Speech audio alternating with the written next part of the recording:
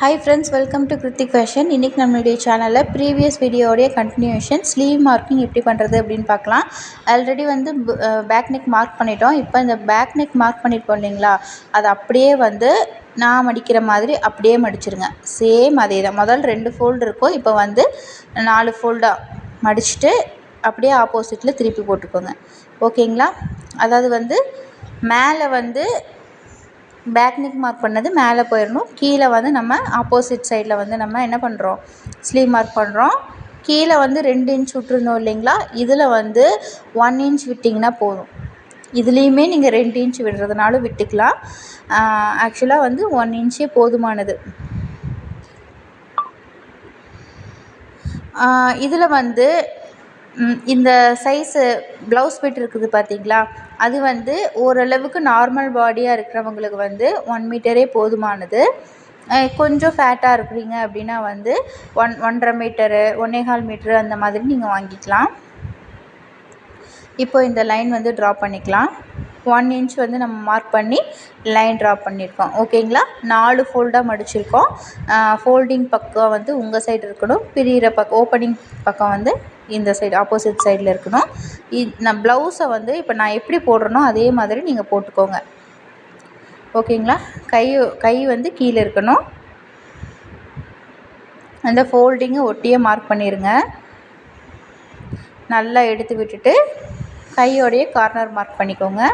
கொஞ்சம் அப்படியே மேலே நல்லா எவ்வளோ முடியுமோ அவ்வளோ நீட்டாக அயன் பண்ண மாதிரி நீட்டாக எடுத்து விட்டுட்டு அந்த ஆம்ஹோல் வந்து எந்த இடத்துல வந்து தையல் போட்டிருக்காங்களோ அந்த இடத்துல வந்து மார்க் பண்ணிக்கோங்க.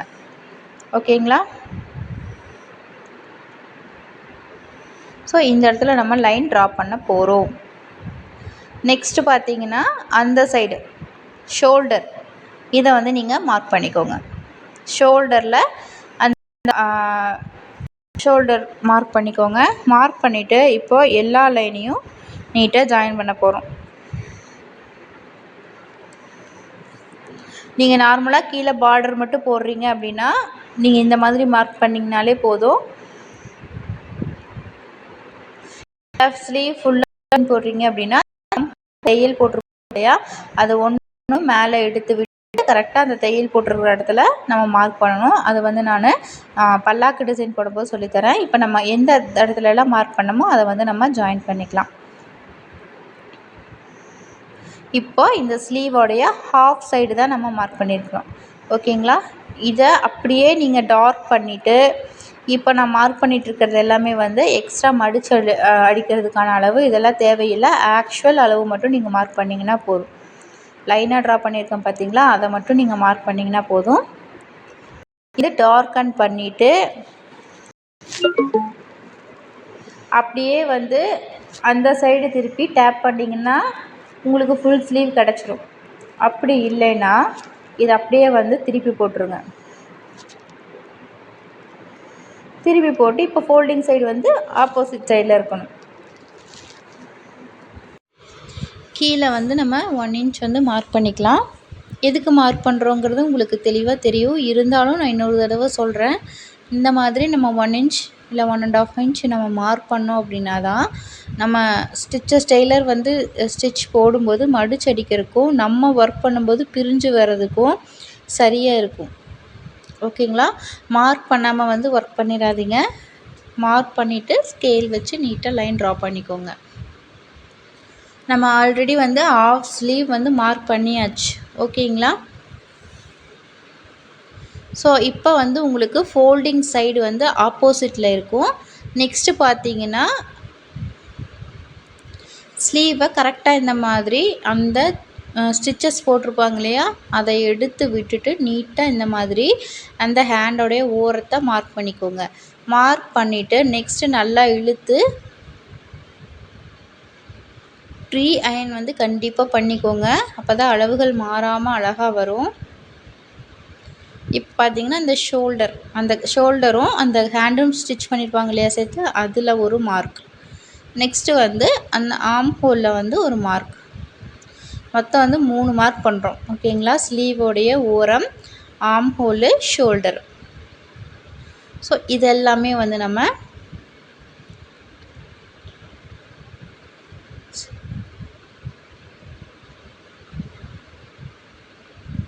நீட்டாக வந்து ஸ்கேல் வச்சு லைன் ட்ரா பண்ணிக்கலாம். இப்போ வந்து டேப் பண்ணுறது ஒரு மெத்தடு. நெக்ஸ்ட்டு வந்து ஹாஃப் ஸ்லீவ் மார்க் பண்ணிவிட்டு இல்லைனா வந்து ஹாஃப் பேக் நெக்கோ மார்க் பண்ணிவிட்டு இந்த மாதிரி மீதி பாதியை மார்க் பண்ணுறது வந்து இன்னொரு மெத்தடு. இப்போ பார்த்திங்கன்னா 1 இன்ச் வந்து மார்க் பண்ணிக்கோங்க. இந்த மாதிரி வச்சது எதுக்குன்னா, இந்த 1 இன்ச் நீங்கள் விட்டிங்கன்னா தான் டெய்லர் வந்து பிடிச்சி அடிக்கும்போது நம்மளுக்கு கரெக்டாக இருக்கும். இல்லைனா வந்து அது ஃபுல்லாகவே ஸ்டிச்சஸ் வந்து போயிடும். அது மடிச்சு அடிக்கும்போது ஒரு மாதிரி கசகசன்னு இருக்கும், ஆக்வர்டாக இருக்கும். ஓகேங்களா? இந்த சைடு 1 இன்ச்சும் அந்த சைடு 1 இன்ச்சும் விட்டுட்டு நீங்கள் டிசைன் போட ஸ்டார்ட் பண்ணுங்கள். ஓகேங்களா? 1 இன்ச் கம்பல்சரி வந்து 2 சைடு விட்டுட்டு சென்டரில் மட்டும் நீங்கள் டிசைன் போட்டிங்கன்னா போதும். ஏன்னா வந்து அது ரவுண்டாக பிடிச்சி அடிக்கும்போது நம்மளுக்கு வந்து அந்த இடத்துல டிசைன் வந்துச்சுன்னா அந்த தைக்கும் போதும் இல்லை ஒரு வேளை அது கரெக்டாக தைச்சிட்டாங்கனாலுமே நம்மளுக்கு அந்த ஸ்லீவ் வந்து நம்ம வியர் பண்ணும்போது வந்து ரொம்ப ஆக்வர்டாக இருக்கும், ரொம்ப கசகசன்னு இருக்கும்.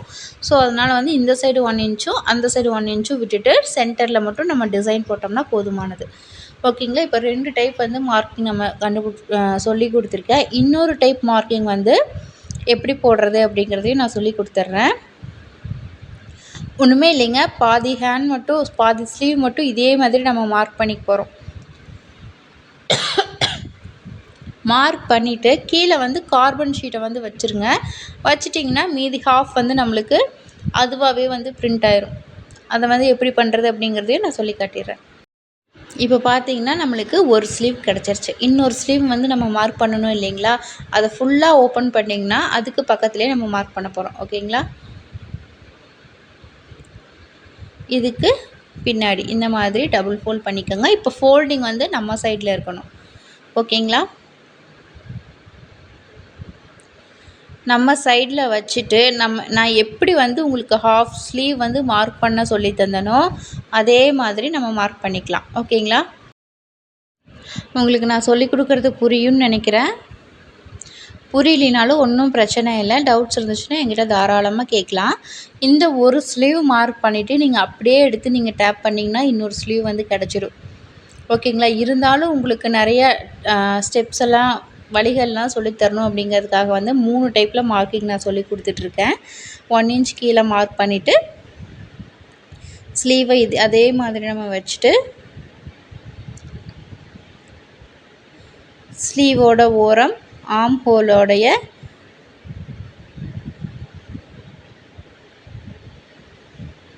ஜாயிண்ட், நெக்ஸ்ட் வந்து ஷோல்டரும் ஸ்லீவும் அட்டாச் பண்ணியிருப்பாங்க இல்லையா, அந்த இடத்துல ஒரு மார்க்கிங் 3ஐயும் மார்க் பண்ணிவிட்டு நீட்டாக வந்து இந்த மாதிரி லைன் ட்ரா பண்ணிக்கோங்க.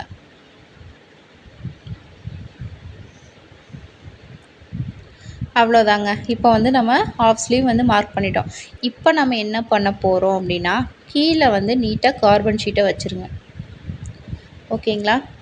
கார்பன் ஷீட் வந்து 2 கார்பன் ஷீட் நீட்டாக இதே மாதிரி ப்ளேஸ் பண்ணிக்கோங்க. எந்த இடத்துல வந்து பிரிண்ட் இருக்குதோ அந்த இடத்துல வந்து மார்க் வைங்க, அந்த பார்த்த மாதிரி வைங்க. ஏன்னா அப்போ தான் வந்து எந்த இடத்துல வந்து இது இருக்குதோ அந்த இடத்துல தான் வந்து அச்சு விழுகும். எழுதியிருக்கிற சைடு மேலே வச்சிடாதீங்க. இது அப்படியே நீங்கள் டார்க் பண்ணிங்கனாலே போதுங்க. நீட்டாக வந்து பேக் சைடில் வந்து அழகாக மார்க்கிங் விழுந்துடும். ஸோ மொத்தம் நான் உங்களுக்கு 3 டைப்பில் வந்து மார்க்கிங் நான் சொல்லி கொடுத்துருக்கேன். 3மே உங்களுக்கு யூஸ்ஃபுல்லாக இருக்கும்.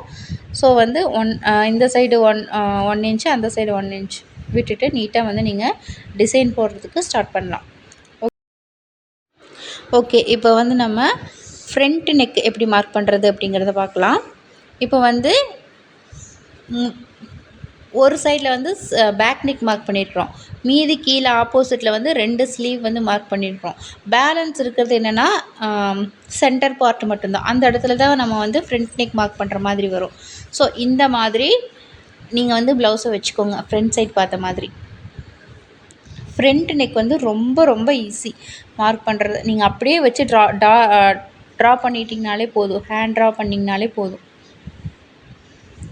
நீட்டாக இந்த மாதிரி வச்சுக்கோங்க. வச்சுட்டு ஷோல்டரில் வந்து 2 எப்படி வந்து பேக் நெக்குக்கு வந்து மார்க் பண்ணமோ அதே மாதிரி ஷோல்டரில் அந்த 2 பார்ட்டையும் நீங்கள் மார்க் பண்ணிக்கோங்க. முடிகிற இடம் அண்ட் ஸ்டார்டிங் இடம்.